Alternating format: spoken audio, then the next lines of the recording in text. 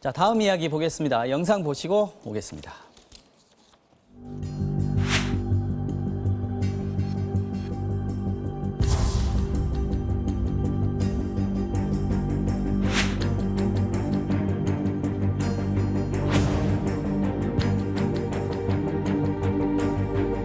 같은 원수 주의에 있고 목소리록장 작성하고 초록 면접까지 다 하고 있습니다.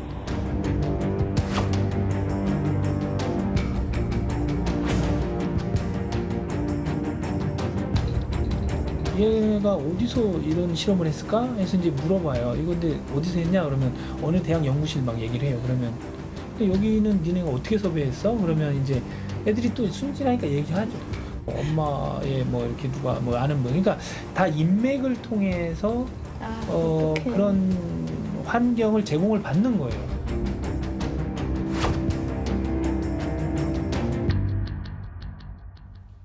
네, 어젯밤 방송된 MBC 탐사기획 스트레이트에서는 학생들의 입시에 있어서 논란이 뜨거운 학생부 종합전형, 학종의 문제점에 대해서 집중 조명했습니다.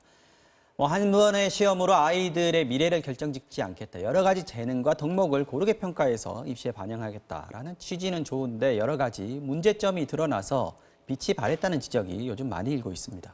취재한 스트레이트의 서유정 기자 자리에 함께 했습니다. 어서 오십시오. 네. 자, 서 기자, 학생부 종합전형, 뭐 흔히 학종이라고 얘기를 하는데 요즘 왜 이렇게 말이 많은 건지, 뭐가 문제가 되는 겁니까 지금? 네, 대입 전형이 크게 두 가지로 나뉩니다. 네. 시험을 봐서 대학을 갈 수 있는 정시가 있고요. 네. 또 하나가 수시 전형이라는 게 있죠. 근데 그렇죠. 이 정시와 수시의 비율이 2대 8, 그러니까 수시가 거의 80% 가까이 훨씬 차지하거든요. 높은 거죠. 네. 근데 이 수시에 몰릴 수밖에 없는 구조적인 문제가 있는데 수시 중에서도 이 학생부 교과 전형, 뭐 학생부 종합 전형, 특기자 전형, 논술 전형 정말 다양한 전형이 있습니다. 네. 근데 특기자 전형 같은 경우에는 체육이나 이제 예술 활동을 하는 그야말로 자기 특기를 살려서 가는 친구들이 이제 시험을 보는 거고요. 네. 논술 전형 비율은 그렇게 크지 않습니다. 그래서 상위권 대학 같은 경우에 이제 뭐 서울대, 연대, 고대 같은 경우에 이 수시 전형 중에서도 학생부 종합 전형, 저희가 학종이라고 불리는 비율로 아이들을 굉장히 많이 뽑고 있다는 사실이 알려져 있죠. 근데 이 학종이라는 거는 말 그대로 학생생활 기록부에 기재된 내용을 기반으로 평가를 해서 네. 학생들을 뽑는 거거든요. 그러다 보니까 이제 생활기록부의 의존도가 굉장히 높아질 수밖에 없는 시스템인 거죠. 네. 학생 생활 기록부가 뭐 우리 때도 뭐 비슷한 게 있지 않았겠습니까? 맞습니다. 그때는 뭐 이렇게 선생님이 한 줄, 세 줄 정도 써주는 정도였던 것 같은데. 뭐 장단점 같은 거 적어주시고 성격이 뭐 그랬었죠. 명랑하고 맞습니다. 뭐 네네네. 지도력이 있고 뭐 이런 얘기들을 많이 쓴 것 같은데 지금은 이게 왜 입시에 그렇게 중요하게 여겨지는지, 그럼 굉장히 많이 내용이 들어간다는 얘기겠죠? 그러니까 네. 저희가 학교를 다닐 때 생활기록부를 생각하면 지금 말씀하신 것 같은 내용밖에 생각이 안 나는데 네. 지금 고등학교 1학년 학생의 생활기록부를 보면 네. 뭐 독서 활동, 세부 특기 사항, 수상 실정, 그다음에 뭐 행동 발달 사항 굉장히 다양한 항목을 적게끔 돼 있습니다. 네. 그래서 여기에 어떤 내용이 들어가느냐에 따라서 대입 이제 들어갈 수 있는 대학의 그 당락이 결정이 되는 거죠. 그래서 공부도 하면서 뭐 봉사 활동도 해야 되고 책도 많이 읽어야 되고 상도 타야 되고 이게 정말 쉽지 않은 일인 거죠. 그 많은 항목들을 다 채워서 해가지고 넣어야 되는 거고, 또 요즘 수행평가 네. 뭐 요즘 중학생들부터 이제 시작을 한 것 같던데 네. 굉장히 해야 될 게 많더라고요. 네. 이 대입에 큰 영향을 끼치다 보니까 이거 안 할 수도 없는 건데, 근데 학생들 또 시간이 없지 않습니까? 그렇죠. 그래서 입시 전문 이 수행평가 뭐라 그러죠? 수행평가를 위한 전문 컨설팅 업체들 네. 굉장히 많아졌다 그래요. 네, 이제 수행평가도 대신 해주고, 그다음에 이제 생활기록부에 들어가야 되는 뭐 독서 감상문이나 아니면 수상 실적 같은 것도 이제 낼 수 있게 발명품도 만들어주고 이런 대신 데를 만들어주는 겁니까? 대신 만들어줍니다. 그런 이제 업체를 제가 취재를 해봤었는데요. 네.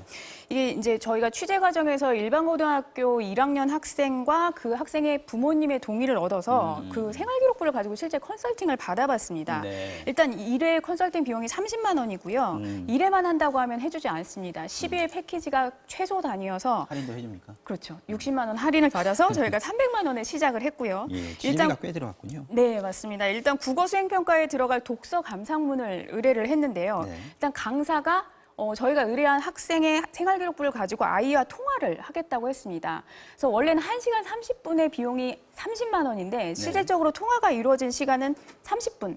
정확히 말씀드리면 27분 정도 저희가 통화를 했거든요. 근데 내용을 들어보면 책의 내용을 굳이 알 필요 없다. 뭐 그냥 서평만 봐라. 네. 사실 나도 읽지 않았다. 뭐 네. 이런 얘기를 하거든요.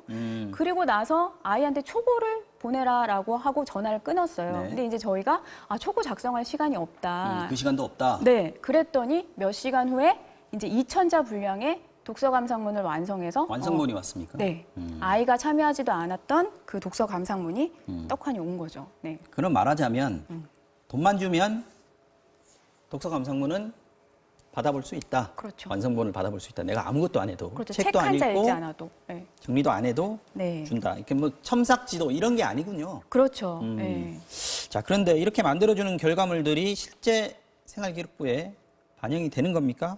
선생님들이 이걸 그냥 그대로 믿고 써주는 겁니까? 그러면? 그러니까 이게 저희도 확인할 참- 방법은 없을 것 같긴 합니다. 이게 뭐 아이가 실제로 했는지 하지 않았는지 이걸 네. 실질적으로 확인할 방법이 없을 뿐더러 선생님들도 수십 명이 되는 아이들의 생활 기록부를 일일이 다 뭐 이렇게 500자, 1000자씩 적는 게 힘들기 때문에 네.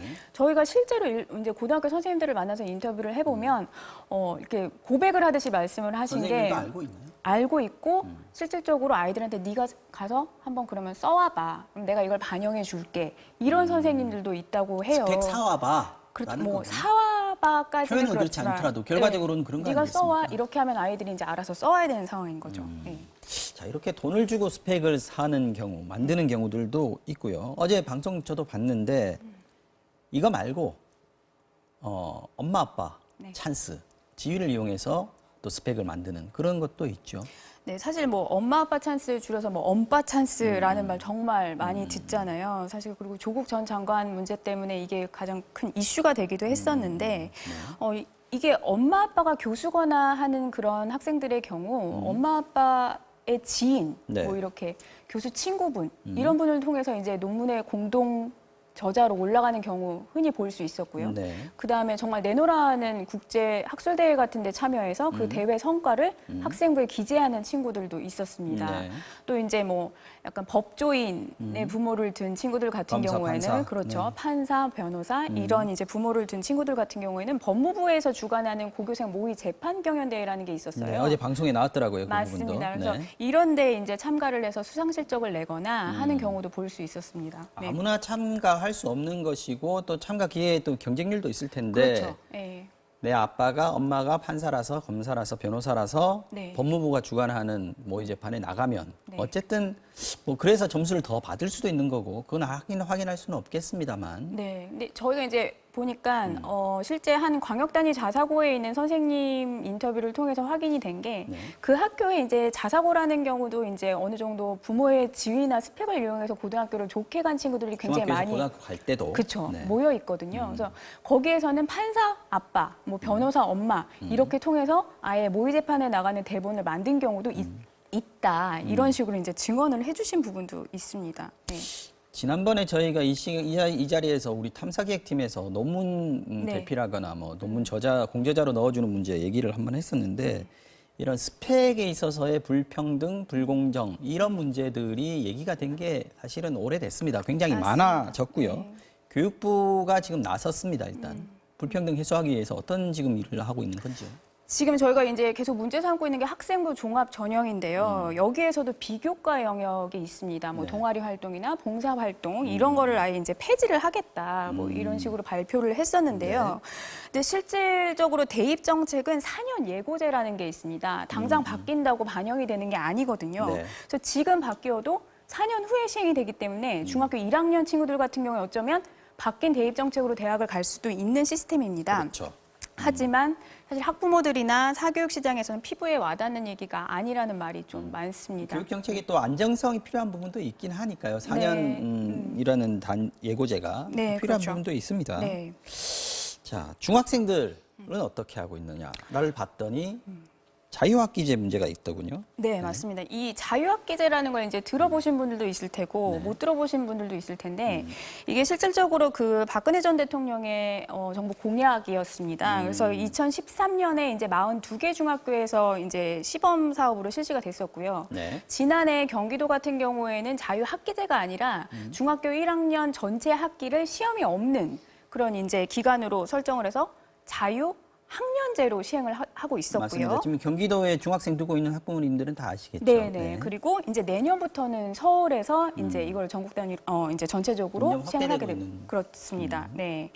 근데 이게 보면은 중학교 1학년 때 이제 지필 평가를 보지 않는 거거든요. 네. 중간고사, 기말고사 같은 이제 일제고사에서 벗어나서 아이들이 뭐 직업 체험 활동이나 그다음에 이제 뭐 이렇게 진로 체험 같은 거를 할 수 있으면서 꿈을 찾아주는 기회를 만들어주겠다 이런 이것도 취지에서 취지는 참 좋습니다. 네, 만들어진 제도인데 문제는 여기에도 이제 생활기록부 문제가 있는데요. 이 중학교 학생생활기록부에 이 자유학기 활동을 기재하는 항목이 있습니다. 그래서 내신 성적은 산출하지 않지만 그 자유학기 활동을 기재하는 항목란에 이 친구가 이 학기 동안 어떤 특별한 활동을 했는지, 뭐 진로 체험으로 어떤 경험을 했는지 이런 걸 다 기술하게 돼 있거든요. 근데 이게 각 학교별로 또 지역별로 이제 만들어지는 수강 그 과목들이 너무 차이가 나다 보니까 이걸 기재하는 부분에서도 이제 차별이 생기는 문제가 발생을 어떤 하는 거죠. 학교는 굉장히 다양하고 특이한 어떤 맞습니다. 이 공부를 할 수도 있는 건데 어떤 데는 너무 한정돼 있어서